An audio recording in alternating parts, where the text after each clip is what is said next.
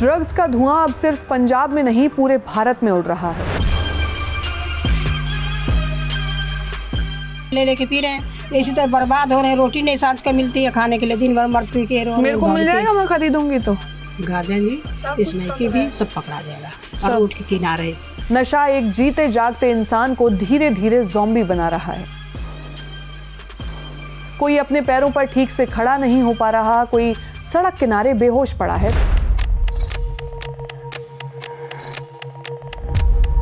तो कोई धीरे धीरे अपनी पूरी जिंदगी गंवाता जा रहा है। सैकड़ों परिवार बिखर रहे हैं चुपचाप और बिना किसी शोर के। समस्या अब किसी एक राज्य या शहर तक सीमित नहीं, बल्कि सरकारी आंकड़े बता रहे हैं कि देश में हर 18 में से एक इंसान ड्रग्स ले रहा है। इससे भी डराने वाली बात यह है कि 1,58,00,000 बच्चे नशे की लत में फंसे हुए हैं। बैठ के बात के पिछले एपिसोड में हमने दहेज और दहेज हत्या पर बात की थी। आज एक और ज़रूरी मुद्दे ड्रग्स पर बात करेंगे, क्योंकि अब ये नशा लोगों की जान ले रहा है। पंजाब की एक मां ने अपने 5 बेटों को खो दिया है। कई गांव में अब केवल विधवा और अनाथ बच्चे बचे हैं। इस वीडियो में समझेंगे कि आखिर भारत में ड्रग्स का ये कारोबार कितना बड़ा है, ये जहर देश में आता कहां से है और क्या इसे रोका जा सकता है। तो चलिए भारत में ड्रग्स के बढ़ते संकट पर बैठ के बात करते हैं, क्योंकि सभी ज़रूरी मुद्दों और उनके समाधान पर बैठकर ही बात होती है।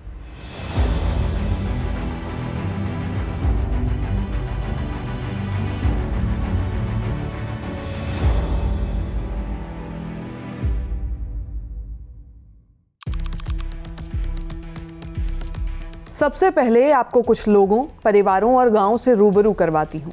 ऐसे लोग जिनके लिए ड्रग्स कोई खबर या आंकड़ा नहीं, बल्कि एक ऐसा दर्द है जिसने उनकी पूरी जिंदगी तबाह कर दी। स्क्रीन पर दिख रही बुजुर्ग मां का नाम मंजीत कौर है। पंजाब के कपूरथला की रहने वाली मंजीत ने अपने 5 बेटों को खो दिया है। ड्रग्स ने एक एक करके उनके बुढ़ापे के 5 सहारे छीन लिए।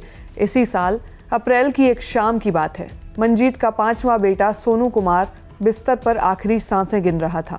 हालत इतनी खराब थी कि वो न ठीक से बोल पा रहा था, न खा पा रहा था।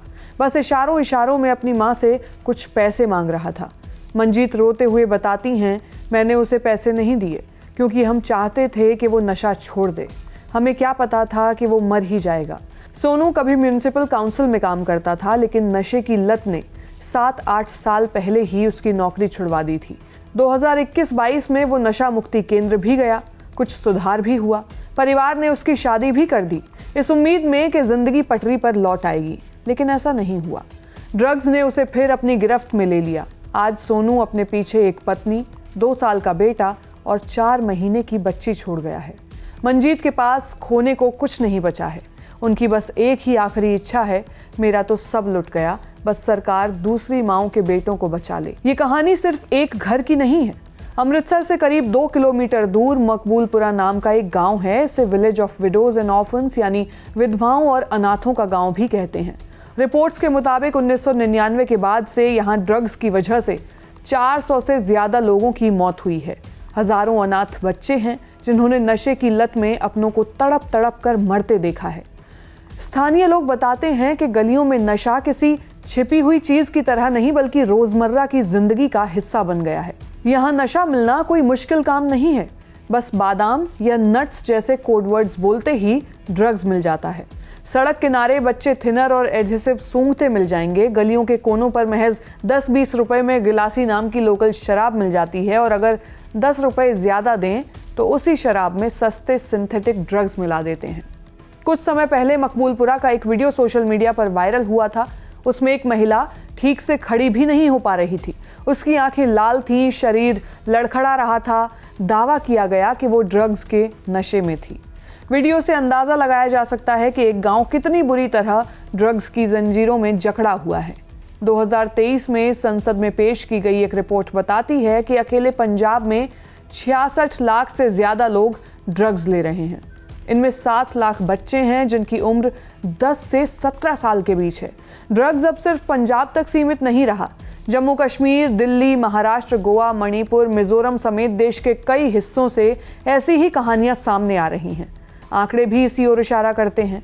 ड्रग्स को लेकर national drug dependence treatment centre और एम्स की 2019 में एक रिपोर्ट आई थी। इसके मुताबिक 2018 में भारत में करीब 7 करोड़ 80 लाख लोग अलग अलग तरह के ड्रग्स का इस्तेमाल करते हैं, यानी हर 18 में एक इंसान ड्रग ले रहा था। हेरोइन, अफीम जैसे ओपियोइड ड्रग्स लेने वालों की संख्या 2 करोड़ 30 लाख थी। सबसे ज्यादा इस्तेमाल हेरोइन का हो रहा है। इसके अलावा देश में 2 करोड़ से ज्यादा लोग भांग और 1 करोड़ 30 लाख लोग गांजा या चरस का नशा कर रहे हैं। रिपोर्ट में सबसे चौंकाने वाली बात यह थी कि देश में 10 से 17 साल की उम्र के लगभग 1 करोड़ 58 लाख बच्चे ड्रग्स की लत का शिकार हैं। जनवरी 2025 में गृह मंत्री अमित शाह ने खुद संसद में कहा था कि भारत की 7% आबादी नशीले पदार्थ लेती है। Global burden of disease study के मुताबिक 2017 में दुनिया भर में इलीगल ड्रग्स की वजह से 7.5 लाख लोगों की मौत हुई थी। इनमें से 22,000 मौतें भारत में हुई थी। ड्रग्स लाखों लोगों और परिवारों की जिंदगी तबाह कर रहे हैं, लेकिन आखिर ये ड्रग्स क्या हैं? दुनिया के इन सबसे खतरनाक नशों की उत्पत्ति कैसे हुई? और जो चीजें कभी दवा के मकसद से बनाई गई थीं, वो नशे की दुनिया का हिस्सा कैसे बन गई? ड्रग्स मुमकिन है ये सुनते ही आपके दिमाग में सफ़ेद पाउडर, इंजेक्शन या छोटे छोटे पैकेट्स की छवि बनने लगी हो, लेकिन टेक्निकल और मेडिकल लैंग्वेज में ड्रग्स का मतलब इससे कहीं बड़ा है। वर्ल्ड हेल्थ ऑर्गेनाइजेशन यानी WHO के मुताबिक ड्रग्स ऐसे सब्सटेंसेस होते हैं जिन्हें लेने के बाद इंसान के दिमाग और उसके सोचने समझने के तरीके पर असर पड़ता है। सरल शब्दों में कहें तो ये वो चीज़ें हैं जो दर्द कम करने, खुशी का झूठा एहसास देने या हकीकत से दूर ले जाने के लिए इस्तेमाल की जाती हैं। ये इंसान को एक नकली दुनिया या खुशी का एहसास कराती हैं, जहां उसे दर्द या चिंताओं का एहसास कम या नहीं होता। दिमाग इस नकली खुशी को याद कर लेता है और बार बार वही एहसास मांगने लगता है। यही वो चीज़ है जो किसी इंसान को ड्रग्स की लत लगा देती है। धीरे धीरे शरीर का काम करने का तरीका बदल जाता है।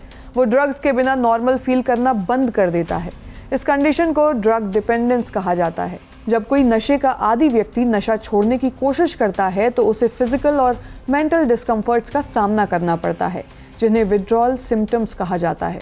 इस दौरान व्यक्ति को बेचैनी, घबराहट, उल्टी, पसीना आना, नींद न आना और पूरे शरीर में तेज दर्द जैसी परेशानियां होती हैं।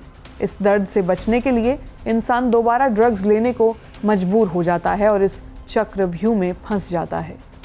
India drugged, an eye opener book में मोनिश भल्ला ड्रग्स को मोटे तौर पर 3 कैटेगरीज में बांटते हैं। पहला कुदरती यानी प्लांट बेस्ड ड्रग्स, जो सीधे पौधों से मिलते हैं, जैसे अफीम का दूध, कोका के पत्ते जिससे कोकेन बनती है, और भांग या गांजे का पौधा। दूसरा सिंथेटिक ड्रग्स, जो किसी खेत में नहीं बल्कि लैब में केमिकल्स से तैयार किए जाते हैं, जैसे LSD, MDMA और मेफेड्रोन। तीसरा है हाइब्रिड ड्रग्स। ये आधे कुदरती और आधे केमिकल्स का मेल हैं, जैसे हेरोइन, जिसे अफीम को केमिकल प्रोसेस से गुजार कर तैयार किया जाता है। ये दुनिया के सबसे खतरनाक और तेजी से लत लगाने वाले ड्रग्स में गिनी जाती है।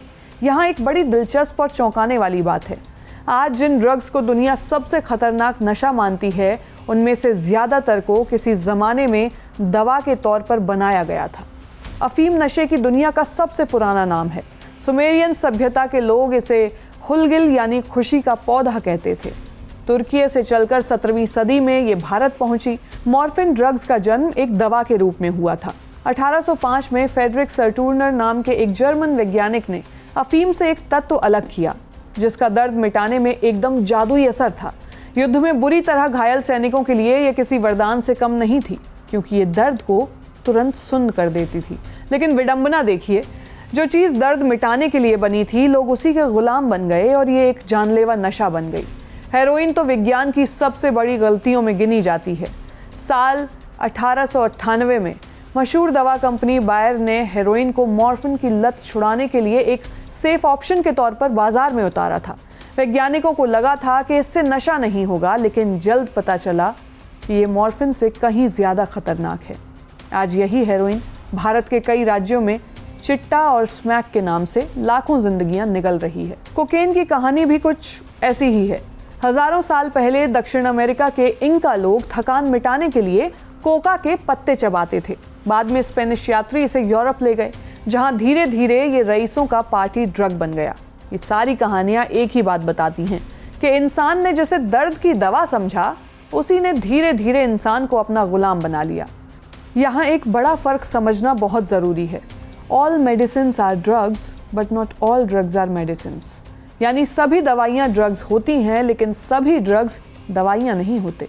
एक दवा आपकी बीमारी को ठीक करती है, जबकि ये जो नशे वाले ड्रग्स हैं ये सिर्फ लत लगाते हैं और इंसान के शरीर और दिमाग दोनों को अंदर से तोड़ देते हैं। खैर, इतिहास से निकलकर आज की बात करते हैं तो भारत में ड्रग्स का जाल बहुत गहरा है। अब इसकी पहुंच हर तबके, हर उम्र और हर इलाके तक है। गांजा, भांग, चरस, अफीम, हेरोइन, चिट्टा, डोडा, पोस्त, ये सब सालों से यहाँ की गलियों में बिक रहे हैं। इनके साथ अब नए ज़माने के सिंथेटिक ड्रग्स भी आ गए हैं। खासकर युवाओं में इनका चलन तेज़ी से बढ़ रहा है। वहीं जो लोग महंगे ड्रग्स नहीं खरीद सकते, वो सस्ते नशे की ओर जाते हैं। सबसे बुरा हाल गरीब और झुग्गी झोपड़ी वाले इलाकों का है। वहाँ छोटे छोटे बच्चे व्हाइटनर, सोल्यूशन, गोंद, पेट्रोल और थिनर सूंघ कर अपनी ज़िंदगी बर्बाद कर रहे हैं, क्योंकि नशा करने का ये सबसे सस्ता और आसान तरीका है। भारत में ड्रग्स की इतनी भरमार है, लेकिन ये आ कहां से रहा है? इसे समझने के लिए वर्ल्ड मैप को एक अलग नजरिए से देखना होगा। अगर आप ध्यान से देखेंगे तो पाएंगे कि ज्योग्राफिकल पोजीशन यानी भौगोलिक स्थिति एक बड़ी मुसीबत है। भारत दुनिया के 2 सबसे बड़े इलीगल ड्रग प्रोडक्शन जोन्स के ठीक बीच में फंसा हुआ है। एक तरफ गोल्डन क्रेसेंट और दूसरी तरफ गोल्डन ट्रायंगल। गोल्डन क्रेसेंट में अफगानिस्तान, पाकिस्तान और ईरान आते हैं। ये इलाका दशकों से अवैध अफीम और हेरोइन उत्पादन का गढ़ रहा है। अकेला अफगानिस्तान दुनिया की 85% से ज़्यादा अफीम पैदा करता है। यहाँ से हेरोइन और चिट्टा पाकिस्तान के रास्ते भारत भेजा जाता है। ईस्ट में म्यांमार, लाओस और थाईलैंड मिलकर गोल्डन ट्रायंगल बनाते हैं। यहाँ हेरोइन और सिंथेटिक ड्रग्स का बड़ा नेटवर्क चलता है। यूएन की रिपोर्ट बताती है कि म्यांमार अब दुनिया का सबसे बड़ा अफीम उत्पादक देश बन गया है। वहाँ की अफीम और हेरोइन भी तेज़ी से भारत पहुँच रही है। देश में ज़्यादातर ड्रग्स इन्हीं 2 इलाकों से आता है और दूसरे देशों तक पहुँचाया भी जाता है। यानी दोनों जोन्स के बीच भारत ड्रग्स का एक ट्रांजिट रूट भी है और बड़ा कंज्यूमर भी। ये सारा ड्रग्स देश के अंदर 3 मुख्य रास्तों ज़मीन, समुद्र और आसमान से घुसता है। बॉर्डर स्मगलिंग यानी बॉर्डर से तस्करी सबसे पुराना और आज भी सबसे ज़्यादा इस्तेमाल होने वाला तरीका है। पश्चिम में पाकिस्तान बॉर्डर से पंजाब, राजस्थान, गुजरात और जम्मू कश्मीर के रास्ते हेरोइन की तस्करी लंबे समय से होती आ रही है। नार्कोटिक्स कंट्रोल ब्यूरो यानी एनसीबी की रिपोर्ट बताती है कि 2019 से 2023 तक सिर्फ 5 सालों में पाकिस्तान से आई लगभग 2600 किलो हेरोइन जब्त की गई है। वहीं पूर्व में भारत के 5 राज्यों की सीमा बांग्लादेश से लगती है, जहां से हर साल गोल्डन ट्रायंगल का हजारों किलो गांजा भारत आता है। म्यांमार बॉर्डर तो और भी खुला है। मणिपुर और मिजोरम के घने जंगलों के ऊबड़ खाबड़ रास्तों से याबा और हेरोइन भारत आती है। इन जंगलों में सिक्योरिटी एजेंसीज के लिए निगरानी करना बेहद मुश्किल है। मणिपुर का मोरेह शहर स्मगलिंग नेटवर्क का सबसे बड़ा अड्डा है। ये म्यांमार के तामू शहर से बिल्कुल सटा हुआ है। यहाँ कई छोटे छोटे क्रॉसओवर पॉइंट्स हैं जहाँ से तस्कर आसानी से भारत में घुस आते हैं। पिछले कुछ सालों में मणिपुर सिर्फ ड्रग्स का रास्ता नहीं रहा, बल्कि खुद जहर उगाने का केंद्र बन गया है। यहाँ की पहाड़ियों में बड़े पैमाने पर अफीम की अवैध खेती होती है। इस धंधे से आने वाले अरबों रुपए उग्रवादी संगठन हथियार खरीदने में लगाते हैं। कई रिपोर्ट्स तो यहाँ तक कहती हैं कि ड्रग इकोनॉमी ने ही मणिपुर की हिंसा की आग को 3 साल बाद भी सुलगाए रखा है। जमीन के बाद दूसरा रास्ता समुद्र का है। एनसीबी की रिपोर्ट के मुताबिक आज भारत में 70% से ज्यादा ड्रग्स समुद्री रास्तों से ही आ रहा है। पिछले साल केंद्रीय मंत्री सर्बानंद सोनोवाल ने संसद में आंकड़े पेश किए थे। उनके मुताबिक 2019 से 2023 के बीच समंदर से करीब 7,500 किलो ड्रग्स पकड़ा गया। भारत की लंबी समुद्री सीमा का फायदा तस्कर उठाते हैं। ड्रग्स ईरान और अफगानिस्तान के बंदरगाहों से चलकर भारत के तटीय राज्यों तक पहुंचता है। शिपिंग कंटेनर्स और मछली पकड़ने वाली नावों में छिपाकर भारत के पश्चिमी तटों तक लाया जाता है। यहाँ से या तो ये भारत में खप जाता है या फिर इसे मालदीव्स और श्रीलंका भेज दिया जाता है। तीसरा है हवाई रास्ता। हाल ही के समय में तस्कर अब हवाई रास्तों का भी खूब इस्तेमाल कर रहे हैं। स्मगलर ड्रग्स को आम लगेज या कुरियर पैकेज में छिपा कर लाते हैं।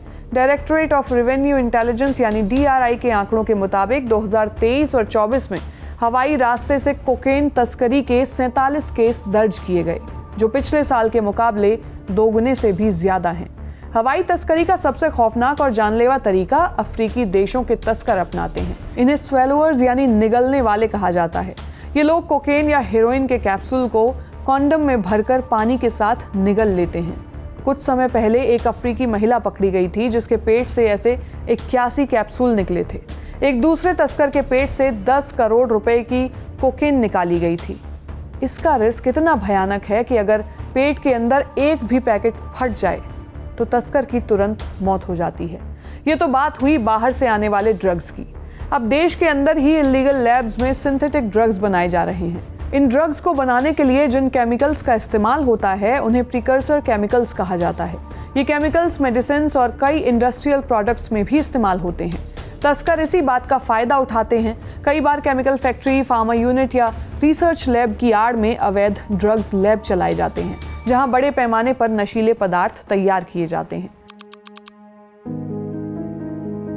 ड्रग्स भारत तक कैसे पहुंचता है ये तो समझ लिया, लेकिन असली खेल बॉर्डर पार करने के बाद शुरू होता है, जहां से इसे आम लोगों तक पहुंचाया जाता है। इसके लिए एक पूरा सिस्टम काम करता है, एक ऐसी सप्लाई चेन जो किसी बड़ी कंपनी की तरह लेवल्स में चलती है। सबसे ऊपर इंटरनेशनल सप्लायर्स होते हैं। ये विदेशी कार्टेल या बॉर्डर पार बैठे सिंडिकेट हैं। ये अफगानिस्तान, पाकिस्तान, म्यांमार जैसे इलाकों से बड़ी मात्रा में ड्रग्स की खेप भेजते हैं। आमतौर पर इनके ऊपर एक किंगपिन यानी सरगना होता है जो पूरे नेटवर्क को कंट्रोल करता है। इसके नीचे इंडियन हैंडलर्स आते हैं। इन लोगों का काम ड्रग्स की खेप को रिसीव करना, उसको छिपाना, पैसों का इंतजाम करना और नेटवर्क को आगे चलाना होता है। इसके बाद स्टेट लेवल डिस्ट्रीब्यूटर्स की बारी आती है। ये लोग ड्रग्स को अलग अलग राज्यों और शहरों तक पहुंचाते हैं। और सबसे आखिर में स्ट्रीट लेवल पेडलर्स आते हैं, यानी वो लोग जो ड्रग्स को सीधे ग्राहकों को देते हैं। अक्सर नशे के आदी लोग ही पेडलर बन जाते हैं ताकि अपनी लत का खर्च निकाल सकें। ये लोग कॉलेज, होटल्स और कोचिंग सेंटर्स के बाहर अपना जाल फैलाते हैं। अब समझिए कि ड्रग्स की डिस्ट्रीब्यूशन चेन असल में काम कैसे करती है। मान लीजिए अफगानिस्तान में तैयार हुई हेरोइन की एक खेप भारत भेजनी है। एनसीबी की इन्वेस्टिगेशन के मुताबिक सबसे पहले ड्रग्स पाकिस्तान पहुंचती है। वहां से उसे पंजाब, राजस्थान, गुजरात या जम्मू कश्मीर की सीमा तक लाया जाता है। इसके बाद बॉर्डर पार कराने का खेल शुरू होता है। बीबीसी की एक रिपोर्ट बताती है कि पंजाब में कई किसान इस नेटवर्क में कुरियर की तरह काम करते हैं। धनुआ कला जैसे कई सीमावर्ती गांवों में घरों की छतों से भारत पाकिस्तान सीमा की फेंस साफ दिखती है। कई किसानों की जमीन फेंस के उस पार भी है, जिसे नो मेंस लैंड कहा जाता है। ऐसे में किसानों को लगभग रोज बॉर्डर फेंस पार करनी पड़ती है। तस्कर इसी का फायदा उठाते हैं। वो पाकिस्तान की तरफ से ड्रग्स के पैकेट भारतीय जमीन पर फेंक देते हैं। कुछ किसान अपने कृषि उपकरणों में गुप्त खांचे बनाकर उनमें ड्रग्स छिपा कर लाते हैं। अल जजीरा से बात करते हुए एक किसान ने कहा, खेती से इतना नहीं कमाते, सबसे आसान रास्ता यही है कि जमीन किराए पर दो और कुरियर बन जाओ। वहीं अमृतसर के अट्टारी बॉर्डर से अफगानिस्तान भारत के बीच ड्राई फ्रूट्स और सूखे मेवों का व्यापार होता है। तस्कर इसी आड़ का फायदा उठाते हैं। 2022 में कस्टम्स ऑफिसर्स ने मुलेठी की एक खेप पकड़ी थी। ऊपर से देखने पर बिल्कुल आम लकड़ियां थीं, लेकिन अंदर 102 किलो हेरोइन छुपी थी, जिसकी कीमत करीब 700 करोड़ रुपए थी। और अब तो पाकिस्तान से ड्रोन के जरिए भी हेरोइन भारत में भेजी जा रही है। कई बार पंजाब में दबाव और निगरानी बढ़ती है तो तस्कर राजस्थान बॉर्डर का रुख करते हैं। बीएसएफ और एनसीबी की एक जांच में पता चला था कि तारों के नीचे से ड्रग्स की खेप को भारत पहुंचाया जा रहा है। बीकानेर के खाजूवाला बॉर्डर इलाके में तस्करों ने फेंस को पार करने के लिए पीवीसी पाइप्स का भी इस्तेमाल किया। वो हेरोइन के पैकेट्स को इन लंबे पाइप्स के अंदर भरते थे, फिर चुपचाप तारों के नीचे से या बने हुए छोटे छेदों के जरिए पाइप को धकेलकर भारत की तरफ पहुंचा देते थे। इंटेलिजेंस ऑफिसर ने बताया कि किसान या लोकल लोगों का काम केवल पैकेट्स को घर ले जाना होता है। एक बार ड्रग्स के पैकेट्स भारतीय जमीन पर पहुंचे तो पांधी यानी लोकल कुरियर उसे अगले शहर में तय जगह पहुंचा देते हैं। फिर डिस्ट्रीब्यूटर्स के जरिए माल लोगों तक पहुंचता है। इस पूरे नेटवर्क की सबसे बड़ी ताकत सीक्रेसी है। किसान को नहीं पता कि वो माल किसे दे रहा है, कुरियर को नहीं पता कि नेटवर्क का बॉस कौन है, और डिस्ट्रीब्यूटर को अपने से ऊपर वाले की पहचान नहीं होती। नेटवर्क में काम करने वाले लोग एक दूसरे से सीधे जुड़े ही नहीं होते, बस कमीशन पर पूरा काम होता है। यही वजह है कि जब पुलिस किसी पेडलर या किसान को पकड़ती भी है तो चेन वहीं टूट जाती है। इसी वजह से सिक्योरिटी एजेंसीज के लिए पूरे नेटवर्क के मास्टरमाइंड तक पहुंचना और उसे पकड़ना बेहद मुश्किल हो जाता है। और अब तो यह खेल सड़क से उठकर इंटरनेट के अंधेरे कुओं तक पहुंच गया है। रिपोर्ट्स बताती हैं कि डार्कनेट का 62% इस्तेमाल अवैध ड्रग्स की तस्करी के लिए हो रहा है। यहाँ कोई किसी को नहीं जानता, पेमेंट क्रिप्टो करेंसी में होता है और डिलीवरी सीधे आम कुरियर सर्विस के जरिए दरवाजे तक हो जाती है। पैसा इस पूरे इलीगल इकोसिस्टम को जिंदा रखता है। एक अनुमान के मुताबिक अवैध ड्रग्स का कारोबार पूरी दुनिया की अर्थव्यवस्था का लगभग 1% है। इसकी सालाना कीमत करीब $1 ट्रिलियन यानी लगभग 80 लाख करोड़ रुपए मानी जाती है। अब तक हमने देखा कि ड्रग्स कैसे लोगों की जिंदगी तबाह कर रहा है, कहां से आता है, भारत तक कैसे पहुंचता है, लेकिन सबसे बड़ा सवाल अब भी बाकी है और वो ये कि क्या भारत ड्रग्स के इस जाल से बाहर निकल सकता है। सरकार और एजेंसीज सालों से इस लड़ाई को लड़ रही हैं। 2018 में केंद्र सरकार ने national action plan for drug demand reduction शुरू किया। इसमें स्कूल कॉलेजेस में जागरूकता, नशा मुक्ति केंद्र और इलाज की सुविधाएं बढ़ाने की बात थी। इसका असर भी हुआ था। 2024 में देश भर की एजेंसीज ने करीब 25,000 करोड़ रुपए के ड्रग्स जब्त किए, जो 2023 के 16,000 करोड़ के मुकाबले 55% ज्यादा हैं। केंद्र सरकार की जीरो टॉलरेंस अगेंस्ट ड्रग्स की पॉलिसी की वजह से ऐसा संभव हुआ। इसके तहत NCB, police, customs, coast guards, नौसेना और दूसरी एजेंसीज के बीच कोऑर्डिनेशन बढ़ाया गया। समुद्री रास्तों से लेकर बॉर्डर्स पर गश्त बढ़ाई गई। इसके चलते ड्रग्स की कई बड़ी खेप पकड़ी गई। इतना ही नहीं, एनसीबी ने 2020 से 24 के दौरान डार्कनेट के जरिए चल रहे 96 ड्रग तस्करी मामलों का पता लगाया। हालांकि इसके बाद भी जमीन पर ड्रग्स के मामले लगातार बढ़ते ही रहे। तो क्या किया जाना चाहिए? क्या कोई समाधान है? कई एक्सपर्ट्स इस समस्या से निपटने के लिए 4E स्ट्रेटेजी की बात करते हैं। पहला ई है एनफोर्समेंट, यानी सख्त कार्रवाई। अभी भी कई केसेस में एनसीबी, पुलिस और दूसरी एजेंसीज अलग अलग काम करती हैं। एक्सपर्ट्स कहते हैं कि एक नेशनल नार्कोटिक्स इंटेलिजेंस नेटवर्क बनाया जाए जहां सभी एजेंसीज एक ही प्लेटफॉर्म पर आएं, रियल टाइम डेटा से तस्करी के रास्ते पकड़े जाएं और पैसों के लेन देन पर नजर रखी जाए। दूसरा ई है एजुकेशन, यानी जागरूकता। अभी ड्रग्स के खिलाफ जागरूकता के नाम पर बस कभी कभी कैंप लगते हैं, जिनका असर लंबे समय तक नहीं रहता। एक्सपर्ट्स का सुझाव है कि सीबीएसई और स्टेट बोर्ड्स के सिलेबस में ड्रग्स के बारे में पढ़ाया जाए। गुजरात के एक पायलट प्रोजेक्ट में यही किया गया था, जिसके बाद छात्रों में जागरूकता 60% तक बढ़ गई थी। तीसरा ई है एम्पैथी, यानी सहानुभूति, और शायद यही सबसे जरूरी है। नशे का शिकार हर इंसान अपराधी नहीं होता। वो अक्सर एक बीमार इंसान होता है जिसे इलाज की जरूरत होती है, जेल की नहीं। एम्स और यूएनओडीसी के आंकड़े बताते हैं कि भारत में करीब 2.25 करोड़ लोग ओपियोइड ड्रग्स लेते हैं, लेकिन इनमें से 5% से भी कम को सही इलाज मिल पाता है। Ministry of social justice and empowerment की रिपोर्ट कहती है कि नशा छोड़ने की कोशिश कर रहे लोगों में सिर्फ 25% को ही इलाज की सुविधा मिल पा रही है। पंजाब और बिहार की तर्ज पर पूरे देश में ओपियोइड सब्स्टिट्यूशन थेरेपी क्लिनिक खोले जाने चाहिए। चौथा ई है एक्सपेंशन, यानी सुविधाओं का विस्तार। देश में रिहैबिलिटेशन सेंटर्स की भारी कमी है। ग्रामीण इलाकों में हालत और भी खराब है। एक्सपर्ट्स कहते हैं कि हर जिले में कम से कम एक integrated rehabilitation centre for addicts होना चाहिए। आखिर में ये समझना जरूरी है कि ड्रग्स के खिलाफ लड़ाई सिर्फ पुलिस, सरकार या किसी एक एजेंसी की लड़ाई नहीं है। ये समाज की लड़ाई है, क्योंकि ड्रग्स सिर्फ एक व्यक्ति को नहीं मारता, ये परिवारों को तोड़ता है, बच्चों का भविष्य छीनता है और पूरे समाज को भीतर से खोखला कर देता है। दुनिया का एक ऐसा देश भी है जिसने ड्रग्स के खिलाफ कुछ हद तक सफल लड़ाई लड़ी है। उसका नाम है पुर्तगाल। 1990 के दशक में पुर्तगाल पूरी तरह हेरोइन की गिरफ्त में था। सड़कों पर नशे में धुत लोग घूमते दिखते थे। वहां ऐसा कोई परिवार खोजना लगभग नामुमकिन था जिसे ड्रग्स ने छुआ ना हो। जेलों में बंद आधे लोग किसी न किसी तरह ड्रग्स से जुड़े मामलों में अंदर थे। ओवरडोज से हर साल 400 से ज्यादा लोग जान गंवा रहे थे। गंदी सुइयों के इस्तेमाल से HIV और एड्स जैसी जानलेवा बीमारियां तेजी से फैल रही थीं। एक तरह से ये वही तस्वीर थी जिसे आज हम दुनिया के कई देशों में और भारत के कुछ हिस्सों में भी देख सकते हैं। तब 2001 में पुर्तगाल ने एक ऐसा फैसला लिया जिसने पूरी दुनिया का ध्यान अपनी ओर खींच लिया। पुर्तगाल दुनिया का पहला देश बना जिसने सभी तरह के नशीले पदार्थों के सेवन को अपराध की कैटेगरी से बाहर कर दिया। इसका मतलब ये नहीं था कि ड्रग्स को वैध कर दिया गया या तस्करों को छोड़ दिया गया। ड्रग्स बेचने और तस्करी करने वालों के खिलाफ सख्त कानून पहले की तरह लागू रहे, उन्हें जेल भी होती रही और जुर्माना भी लगाया जाता रहा। लेकिन जो शख्स सिर्फ 10 दिन के निजी इस्तेमाल जितनी मात्रा के साथ पकड़ा जाता, उसे जेल नहीं बल्कि डिसुएशन कमीशन के सामने पेश किया जाने लगा। इस 3 सदस्यीय आयोग में एक डॉक्टर, एक वकील और एक सामाजिक कार्यकर्ता होते थे। ये लोग उसे इलाज के बारे में बताते, मदद के लिए रास्ता दिखाते। वो समझने की कोशिश करते हैं कि व्यक्ति नशे का आदी है या नहीं, उसे इलाज की ज़रूरत है या नहीं, और उसे दोबारा सामान्य जिंदगी में कैसे वापस लाया जा सकता है। यानी फोकस सज़ा से ज़्यादा उपचार और पुनर्वास पर था। आने वाले सालों में इसके अच्छे असर भी दिखाई देने लगे।